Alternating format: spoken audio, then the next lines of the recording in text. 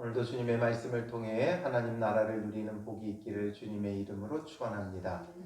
오늘 본문은 이제 어제 본문에 이어 계속해서 성막 안에 기구를 만드는 것에 대해 하나님께서 말씀하시는데, 어제 본문은 이제 먼저 가장 중요한 지성소, 또 그 안에서도 언약궤에 대해서 말씀해 주셨어요.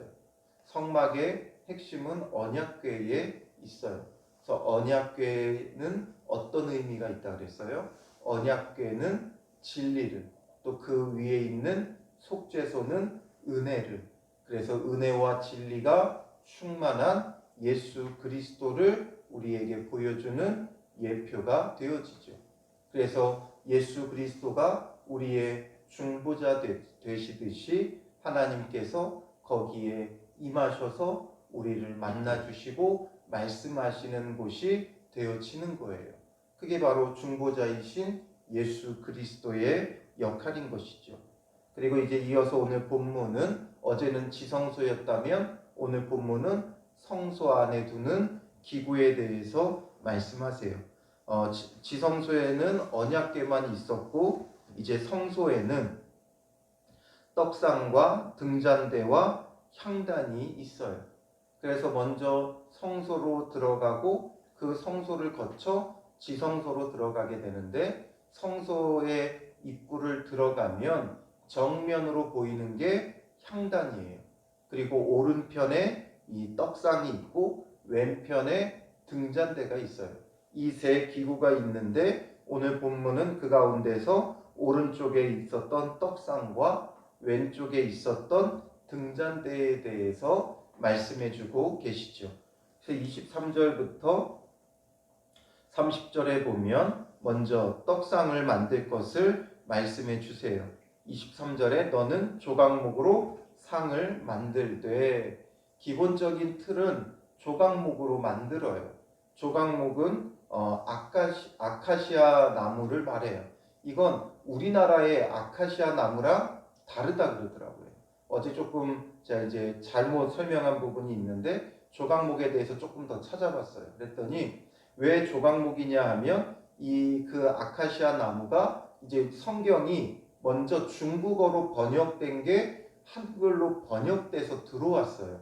그러다 보니까 중국에서 이 아카시아 나무랑 비슷한 조각자 나무라는 나무가 있대요. 그래서 조각나무라고 번역한 우리나라 말은 그래서 중국 사람들은 조각자 나무라고 번역을 했고, 그걸 가지고 들어오다 보니까 우리나라 말에는 조각목으로 번역이 됐더라고요. 그래서 우리나라의 아카시아 나무는 엄밀히 말하면 아카시아 나무래요. 그러더라고요. 아카시아 나무고, 여기에 나오는 이 조각목은 아카시아 나무.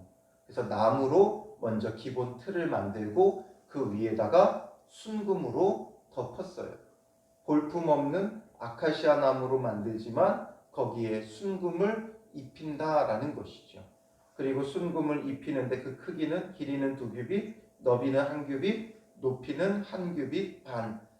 그래서 이제 쭉 어떻게 만들어야 되는지를 말씀하는데, 사실 이걸 가지고 우리가 상상하는 게 쉽지가 않죠. 그래서 제가 그림을 하나 가지고 나왔는데, 이 그림이 정확히 떡상이 이 모양이었다라고는 우리가 할 수 없어요.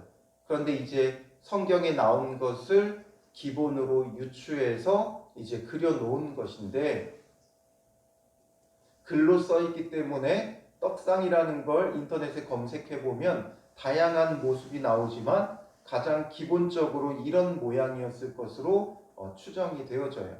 그래서 크기는 이제 아까 말했듯이 길이가 2규빗이에요. 1규빗이 약 45cm니까 1m가 약간 안 되는 길이고, 너비는 1규빗, 약 45cm죠. 그리고 높이는 1규빗 반. 그래서 이 정도 크기가 되어졌고, 거기에다가 손바닥 순금으로 싸고 주위에 금태를 둘렀다. 금태를 둘렀고, 그리고 그 턱 주위에 그리고 그걸 가지고 이제 손바닥 넓이만한 턱을 만들었다. 손바닥 넓이만한 턱. 왜 손바닥 넓이만한 턱을 만들었냐면 그 위에 이제 기구랑 진설병을 놓아야 되기 때문에 이게 혹시라도 떨어지지 않도록 이런 턱을, 그러니까 약간 바구니 형태로 턱을 만들었다, 이 이야기고요. 그리고선 고리 넷을 만들었고 거기에 꿰 채를 만들어서 이것도 역시 두 사람이 들고 나를 수 있도록 하는 거예요. 마치 앞서서 언약궤에 고리 넷을 만들고 채를 꿰는 것처럼 떡상도 이렇게 채를 꿰는 거죠. 그 두 가지의 이유가 뭐예요? 손대지 못하게 하는 거예요. 이 두 가지는 손도 못 대게 하는 거예요. 그리고 이 채, 막대기만 잡아서 옮기거나 이동하는 것이지, 이동할 때 절대 이 가운데 손을 대지 못하도록 하신 거죠. 그리고 그 다음에 이제 마지막으로 29절에 보면 거기에 이제 기구들을 만드는데 대접과 숟가락과 병과 붓는 잔을 만들고 순금으로 만들며 30절에 상 위에 진설병을 두어 항상 내 앞에 있게 할지니라. 뭐 얼마의 크기고 뭘 만들고 하지만 간단하게는 이 그림처럼 만들어졌다. 우리가 이걸 생각을 하면 돼요. 그리고 이 떡상의 중요한 건 이 떡상의 의미죠. 이 떡상은 말 그대로 떡을 놔두는 상이에요. 진설병이라는 떡을 항상 여기에 진설에 놓은 거예요. 여호와 앞에 놓은 거죠. 진설했다, 놓았다, 이 뜻이죠. 그런데 떡을 12개를 만들게 하셨어요. 이 떡에 대해서 오늘 본문은 그냥 진설병을 두어 항상 내 앞에 있게 이제 할지니라 이렇게 간단하게 말씀하셨지만 레위기에 보면 이것에 대해서 조금 더 상세하게 말해요. 레위기 24장 5절부터 9절에 이것을 말씀해 주시는데 너는 고운 가루를 가져다가 떡 12개를 굽되 각 덩이를 10분의 2 에바로 하여 이렇게 되어 있죠. 10분의 2 에바로 떡을 만들어요. 그러니까 1 에바가 약 23리터예요. 10분의 1이면 2.3리터가 될 거고 10분의 2 에바니까 그 2배, 4.6리터 정도, 그러니까 약 4.5리터 정도 되는 그 가루를 가지고, 고운 가루를 가지고 떡 12개를 만들어요. 그러면 생각해보면 4.5리터라고 한다면 우유 1리터짜리 4개 반이에요. 이것으로 떡을 만들면 무교병이 아니라 떡이에요. 빵이에요. 부풀겠죠.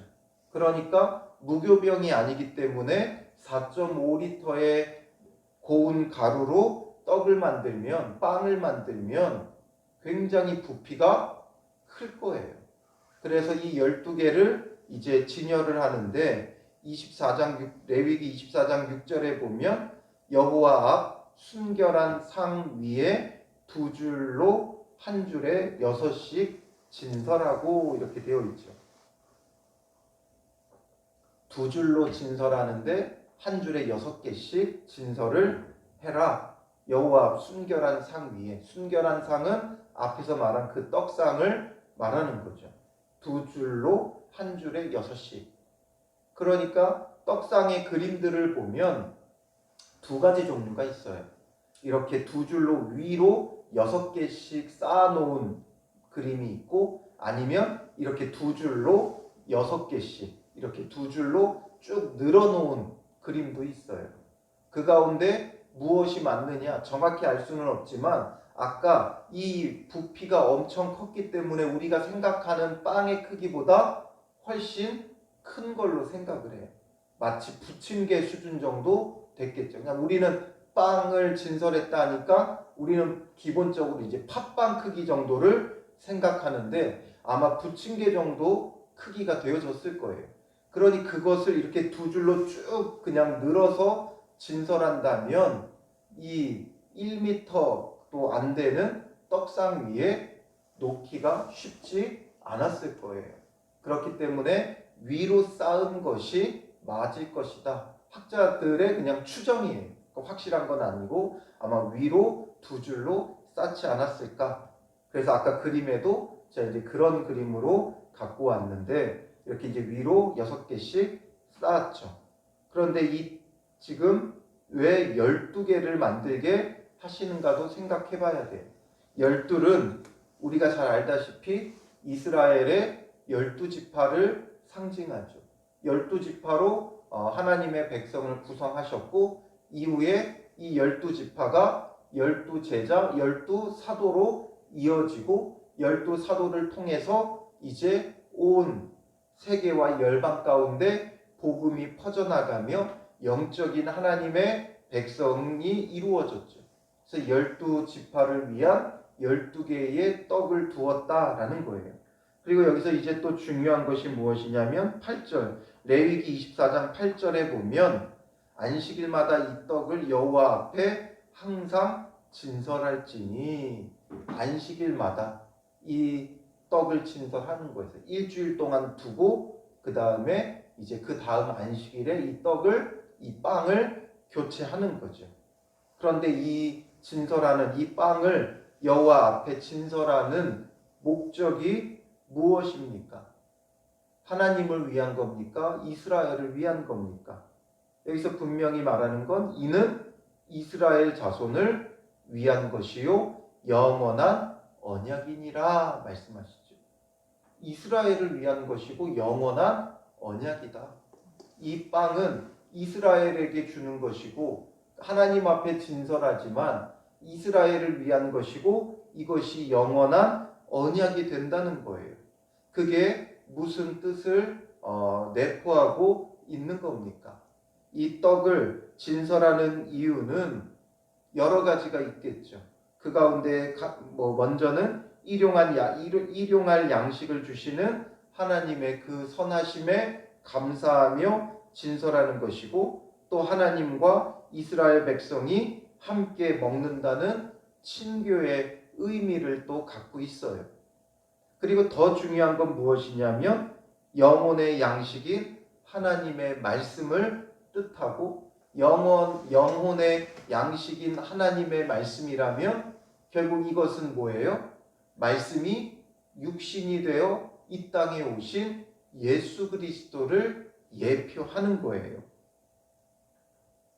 그래서 예수님께서 요한복음 6장 33절부터 35절에 보면 성만찬을 오병이어의 표적을 행하신 다음에 말씀하시는 거죠.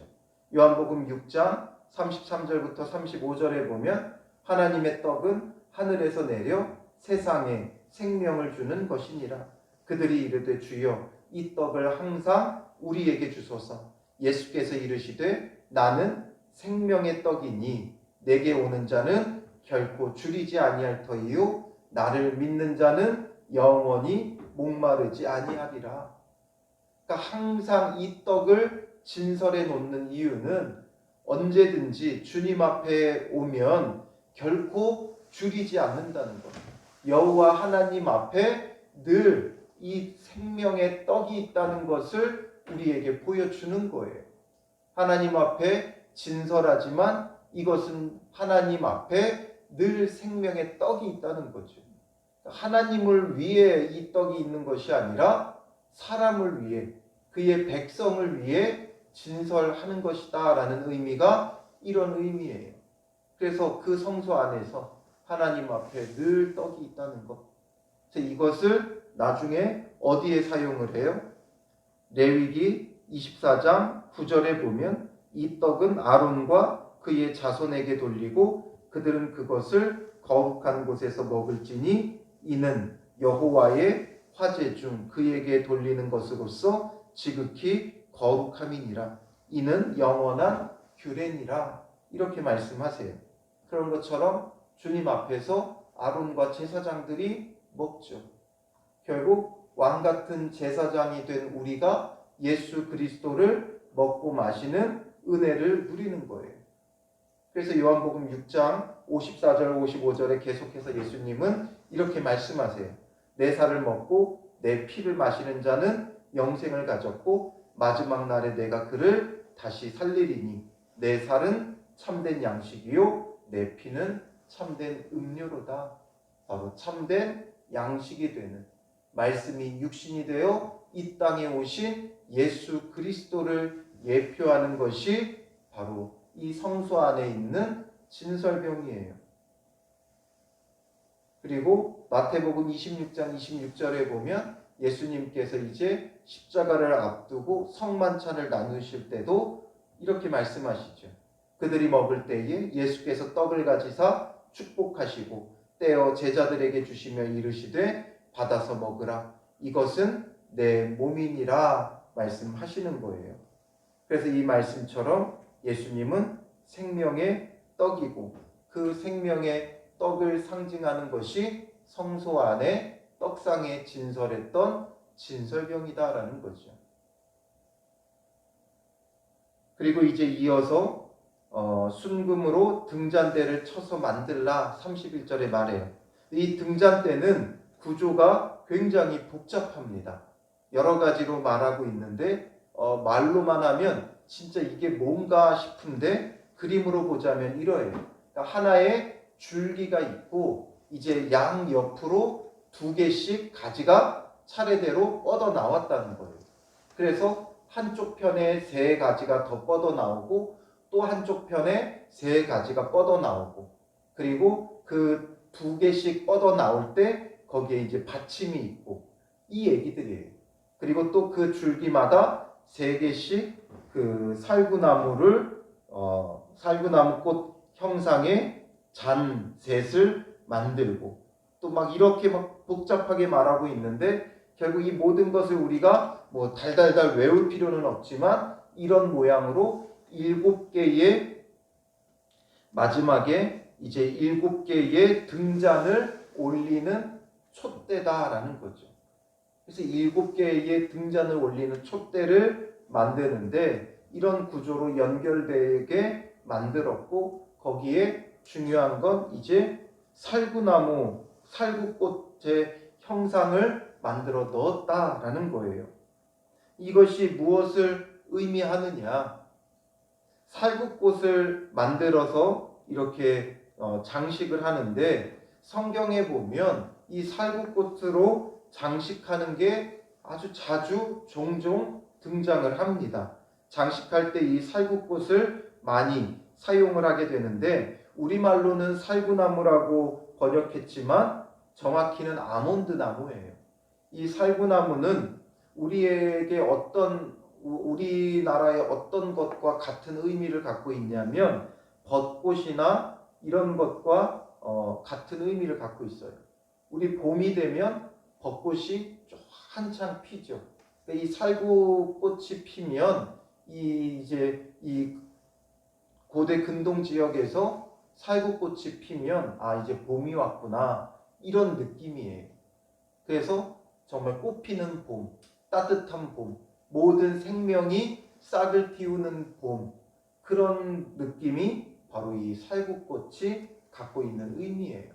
그래서 이제 주님 안에서 새로운 생명을 얻게 되어지고 이제 모든 추운 겨울, 죽음의 시간이 지나가고 새 생명의 시간이 왔다, 이런 의미도 갖고 있고, 또 그 언어적으로 더 중요한 의미는 이 살구꽃은 히브리어로 사카드라고 말해요.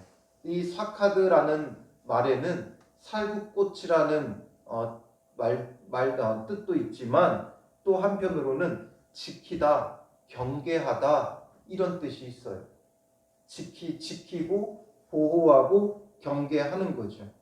그러니 이 살구꽃으로 장식을 하는 건 여호와께서 지키고 계신다라는 거죠. 여호와께서 지키고 계신다. 어떻게 지키셔요? 눈동자같이 지키신다, 이런 표현들을 많이 쓰죠. 신명기 32장 10절에 보면 여호와께서 그를 황무지에서 짐승의 부르짖는 광야에서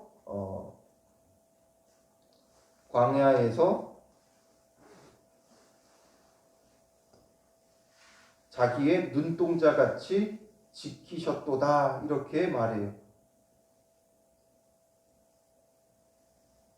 눈동자같이 지키셨다. 눈동자로 지켜보듯이 지킨다라는 뜻보다 눈동자 같이, 우리 눈동자가 모든 그 신체 기관 중에 가장 예민하게 보호를 받아요. 눈동자만큼 우리가 계속 눈을 깜빡이면서 이게 바로 눈동자를 보호하는 거죠. 눈으로 뭐가 날라오면 눈을 감든지 손으로 막든지 해요. 가장 예민하게 보호하는 게 눈동자예요. 그러니 하나님께서 눈동자같이 지키신다는 거죠. 이 촛대에 불을 붙이고 7개의 불이 있듯이, 7은 하나님을 뜻하는 완전수죠. 그래서 이 완전하게 하나님께서 눈동자같이 불같이 지켜 보호하고 계신다라는 거예요. 시편 21편 4절도 이스라엘을 지키시는 이는 졸지도 아니하시고 주무시지도 아니하시리로다. 졸지도 않고 주무시지도 않고 눈동자같이 보호하시는 것을 뜻하는 거죠. 그래서 이 성막 안에 들어가면 정말 깜깜할 수밖에 없어요. 창문이 없어요. 덮개만 몇 개로 덮었어요? 성막을 4겹으로 덮었어요. 4가지 종류의 천으로 성막을 덮어요. 그러면 한 줄기 빛도 들어오지 않아요. 근데 유일하게 빛이 있다면 바로 이 등잔대죠. 이 등잔대의 빛을 비추는 거예요. 그러면 그 안이 환히 밝혀지면서 정말 빛 대신 여호와를 이 등잔대를 통해 느끼게 되는 거예요. 그리고 빛 되시며 우리를 빛으로 지켜주시는 여호와 하나님을 느낄 수 있는 것이 바로 이 등잔대가 되어지는 것이죠. 그러니 이 등잔대도 누구를 상징해요? 온전히 또 예수 그리스도죠. 우리에게 빛으로 이 땅에 오셨잖아요. 요한복음 1장 9절에 보면 참 빛, 곧 세상에 와서 각 사람에게 비추는 빛이 있었나니, 이렇게 말씀하시죠. 참 빛, 세상에 와서 각 사람에게 비추는 빛이 있었다. 그리고 요한복음 8장 12절에 예수께서 또 말씀하여 이르시되 나는 세상의 빛이니 나를 따르는 자는 어둠에 다니지 아니하고 생명의 빛을 얻으리라. 예수님을 따르는 자는 생명의 빛을 얻는다. 예수님은 세상의 빛이시다. 결국 이 등잔대도 빛 대신 예수 그리스도, 우리를 더 이상 어둠 가운데 다니지 않게 하시고 생명의 빛을 주시는 예수 그리스도를 상징하는 거예요. 그러니 떡상은 우리의 생명의 떡이 되신 예수 그리스도를, 그리고 등잔대는 빛이신 예수 그리스도를 우리에게 보여주는 거죠. 결국 이 성막은 온통 예수 그리스도예요. 언약궤는 은혜와 진리가 충만한 예수 그리스도, 떡상은 생명의 떡이신 예수 그리스도, 등잔대는 빛이신 예수 그리스도, 그를 통해 누리게 될 은혜를 보여주는 것이죠. 그래서 오늘 우리는 이제 떡상이 아니라 또 등잔대가 아니라 진정한 생명의 양식이신 예수 그리스도를 얻었고 빛이신 예수 그리스도를 얻었어요. 그러므로 이제 더 이상 성막에 떡상과 등잔대가 필요한 자들이 아니죠. 예수 그리스도를 통해 생명의 양식을 얻고 예수 그리스도를 통해 빛을 얻은 믿음의 사람들이 되어야 되는 거예요. 그래서 이제 우리는 세상의 빛이 되어야 되는 거죠. 너희는 세상의 빛이라, 너희는 세상의 소금이라 예수님께서 말씀하시죠. 그러므로 예수 그리스도를 통해 생명의 떡을 얻고 생명의 빛을 얻어서 세상에서 빛과 소금의 역할을 해야 되는 거예요. 세상에서 영혼들을 먹이고 세상을 빛으로 인도하는 역할을 우리가 해야 하는 것이죠.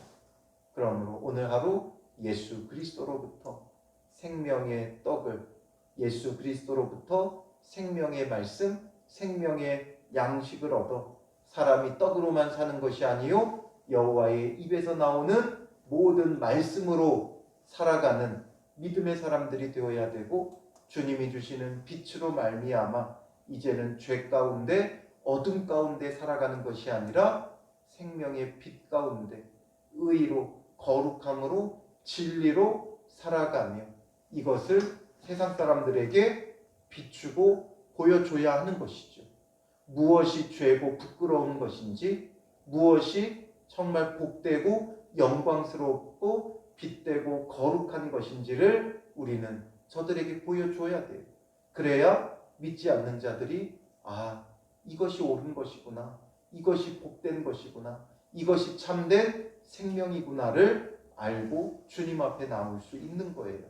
그러므로 오늘 하루도 예수 그리스도 안에서 생명의 양식인 말씀과 예수 그리스도가 주시는 그 빛의 거룩함 가운데 다니는 믿음의 사람들이 되시기를 주님의 이름으로 축원합니다.